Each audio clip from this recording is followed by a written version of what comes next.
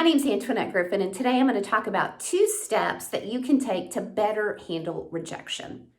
What's the common advice that people give us when we're rejected? They say it's nothing personal when people are trying to cheer us up, but what do we do with that information? Rejection does feel personal and it does sting, especially if it's something that you really wanted. So I'm going to talk about 2 steps that you can take to better handle rejection. The first step is going to be something mental. The second step is going to be a direct action that you can take. The first step to better handle rejection is to keep it in perspective. When I think about keeping rejection into perspective, I think back to my high school prom.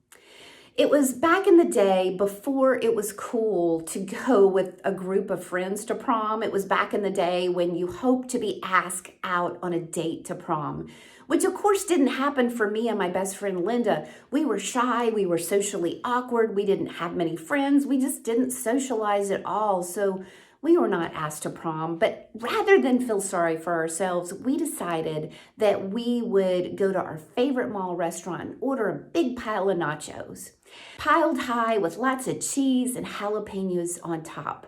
And that cheese and those jalapenos, they were like endorphins to our system because we felt better about ourselves and bolder about our circumstances.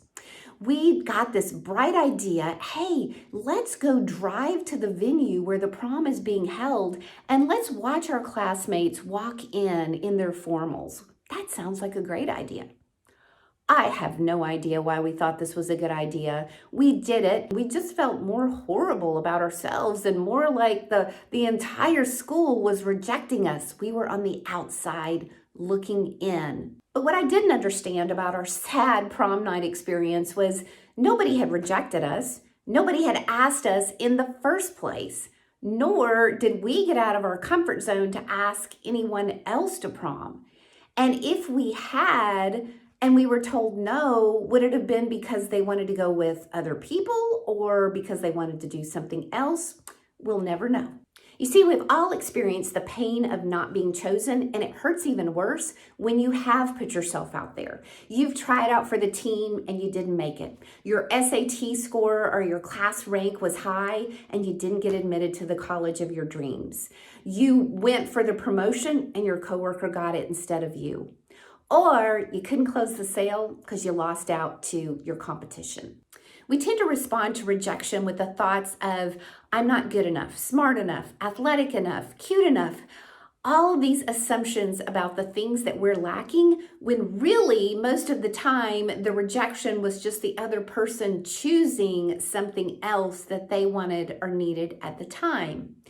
And so what happens is a lot of times we quit moving outside of our comfort zone for fear of being rejected because we're afraid we're going to feel bad about ourselves. So this leads to the second step in better handling rejection, and that is to ask for feedback. A friend of mine named Julie Novak has worked with young actors for decades. She knows that casting is an extremely crucial and also emotional process because here are these students putting themselves out there, auditioning for a role they really want, and they're not always selected. And sometimes with that comes disappointment. They can feel like they were rejected, but she's not rejecting them. She's choosing the right person for the right role.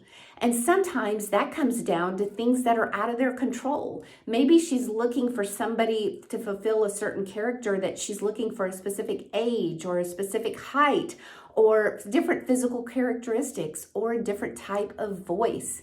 And so therefore, it really is out of that person's control. But sometimes there's other reasons why she feels like somebody else may be a better choice for a role. Maybe this person over here didn't get it because they're not ready. They need to refine their acting skills. Or maybe in the past, they have been bad about memorizing their lines or even showing up to rehearsals on time. So it's something that is in their control. Thankfully, because she's working with students, Julie is great about giving people feedback and letting them know the reason why she didn't select them for a specific role. But a lot of times in life, we don't get that feedback. So it's up to us to take the initiative and ask for it. And there's a good way to ask for feedback, and there's a bad way to ask for feedback. First of all, here's the way that I do not recommend that you ask for feedback. And that is asking the simple question, so why didn't you choose me? That can come across as antagonistic and direct, even if you don't mean it that way. It can cause the other person to just give a vague answer or try to shut down the conversation because they feel pinned in a corner. Sometimes it can feel like you are being defensive when you ask that question. So by simply asking the question this way, saying, I respect your decision and I am on a quest to get better. Tell me, is there anything that I can do differently so that I can show up better in the future? This is a very disarming question. It puts the responsibility back on you, and it shows self-confidence. It shows that you really do want their input. Will they tell you the truth? Maybe, maybe not. Some people are still going to give you a vague answer, but if you keep asking that question that way enough times, some people are going to give you good information that you can use, and therefore you can make the decision. Do I want to use this information and change or show up differently in the future? And if you do, you've got some powerful information to set you up for success. So put yourself out there knowing that most of the time rejection is not about your incapabilities or your deficits. It's really all about what the other person is choosing based on what they want or need at the time.